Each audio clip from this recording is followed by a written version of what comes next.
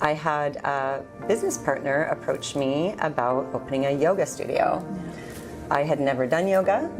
I was a fitness person, runner, soccer player, and I thought, yeah, let's go for it. And I started getting interested in yoga. And what I found was participating in yoga was what helped me manage working and going to school and taking care of a whole bunch of kids, mostly on my own.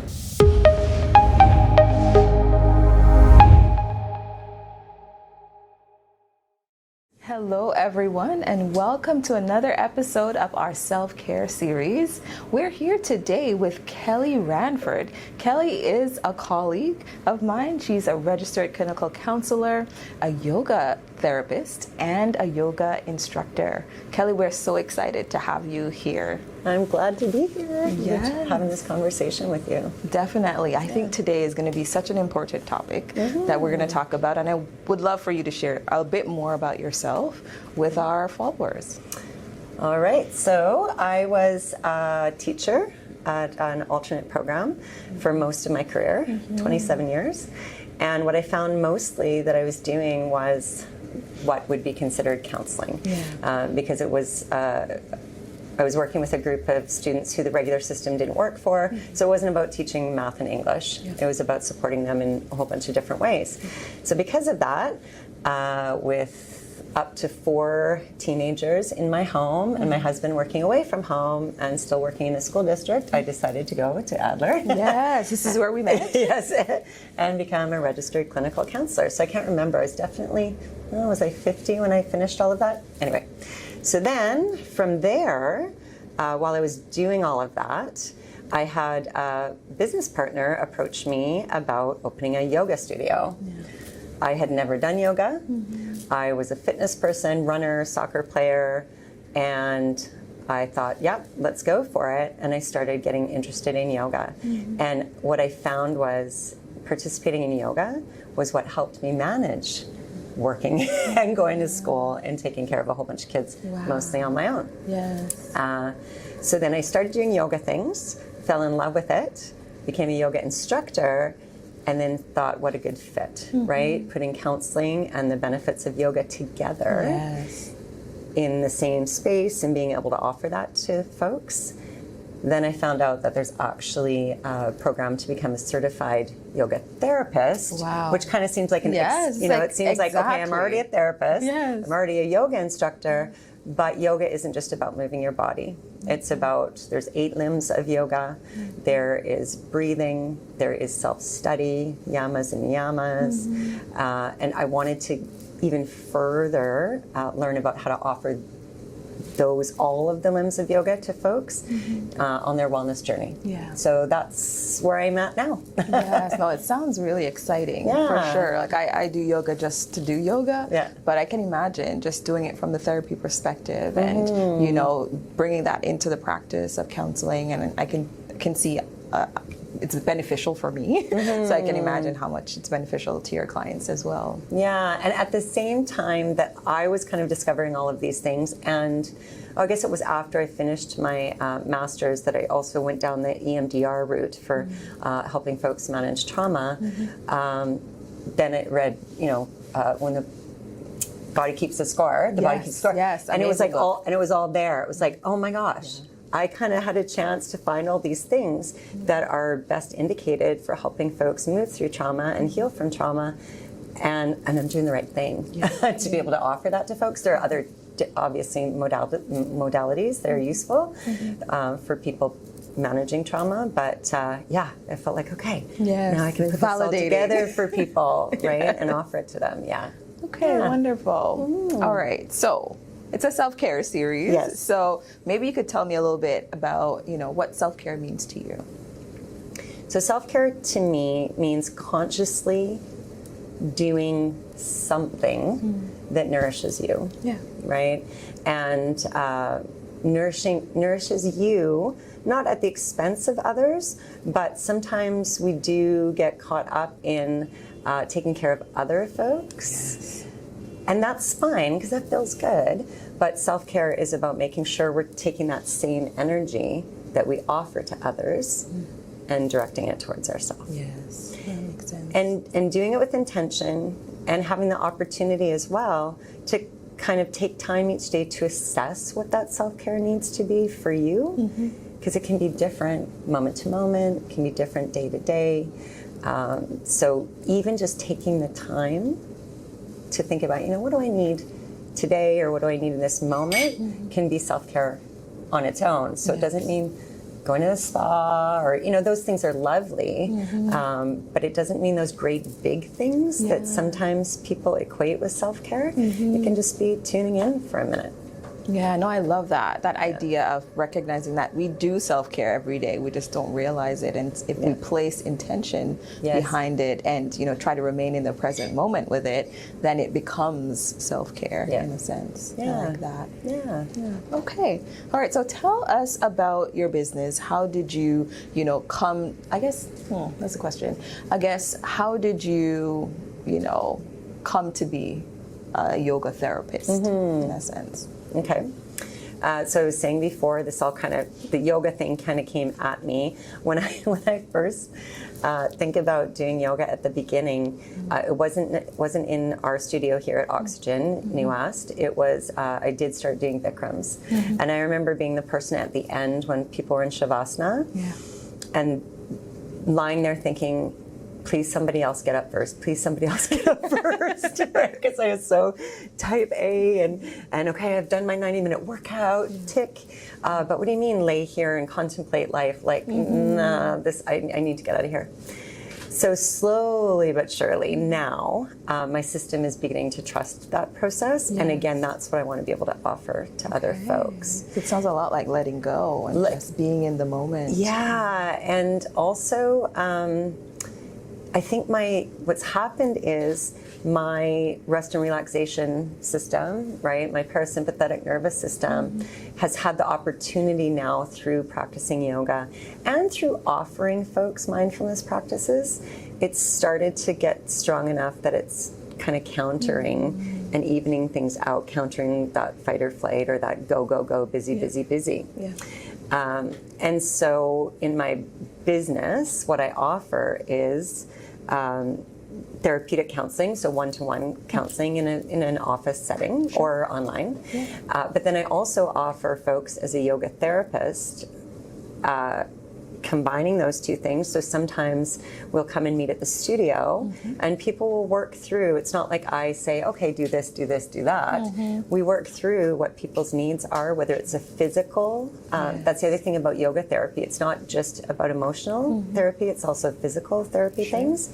So if someone has a lower back that's giving them a hard time or whatever the case may be, then we work through a practice and a program together that involves moving their body, that involves doing some specific breathing kinds of things, because we know that's really beneficial for both physical and emotional wellness, and then doing some self-study kinds of things, journaling, or maybe even getting into the Yoga Sutras if that's something that interests folks. When you say Yoga Sutras, what does that So that's one, it's a philosophical base for yoga. That's where the 8 limbs reside, and it's where it was kind of described in India thousands of years ago, which they knew back then how therapeutic yoga was. Now we're just kind of sorting it out. We're just finding out now. Now we're just sorting it out. Oh yeah, it's balancing our nervous system. But yeah, so it's kind of the text that the 8 limbs stem from. And so some folks find that study of the Yoga Sutras beneficial, meditating on particular sutras. Again, that's entirely up to the client and what their preference is, but it's another way to add to a routine that sometimes people find helpful. No, I think that context is so important, for people to know, where did this whole thing come from, and why are we even practicing it? And I think that was so amazing, the idea of connecting it to our nervous system and recognizing that balance is important, and it comes from some foundational place. So thanks for sharing that. Appreciate it. Yeah. So now we're putting the two together. Okay. Right. Self-care and yoga therapy. Right. So, how can clients access this, and, why is it beneficial for them? Okay. So one of the ways to connect with me would be through Oxygen Yoga in Westminster, or on my website, which is Ohana Wellness and Yoga. So you can connect with me in that way to either schedule, again, a private counseling session, or I also forgot that I actually do private yoga sessions as well for people who, may want to be learning yoga, not super comfortable heading to a community class quite yet, and want to be able to have or develop maybe a little bit of a self-practice or a home practice. So that's another thing that I offer. And then a yoga therapy session could look like combined with counseling, or it could look like a one-off where we put together a plan and do an assessment for you to be able to take home and explore and then maybe reconnect to see if we want to add to your practice. So that would be the best way, would be to either email me or contact me on my website.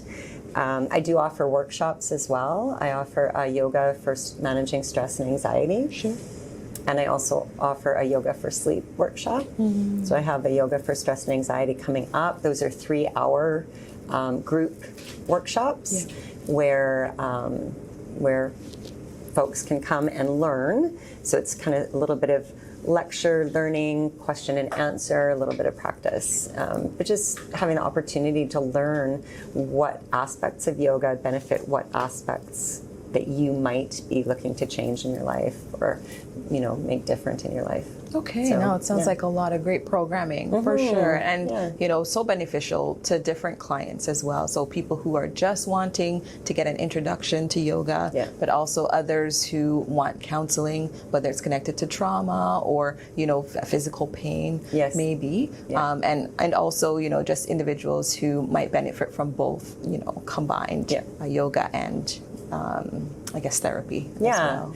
And then at the studio here, we are an infrared heated studio, so there's lots of healing benefits to the infrared panels that we have in the studio, and huge range of options. So we have a deep stretch and relaxation where you're on your mat for the entire time in a group setting, right up to fusion, where we're based in yoga, but using weights and very active, super sweaty. Super sweaty. Sometimes you need that, though.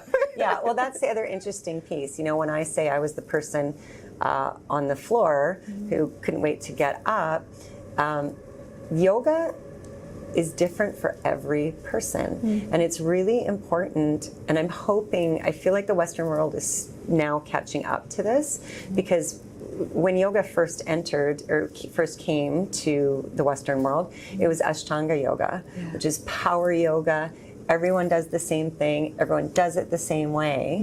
And you have to be able to get through these particular moves to move on to the next thing. Now we've finally, again, caught up to the actual roots of yoga and the healing properties of yoga, where Ashtanga is meant for some folks, absolutely. And then kind of the spectrum is from Ashtanga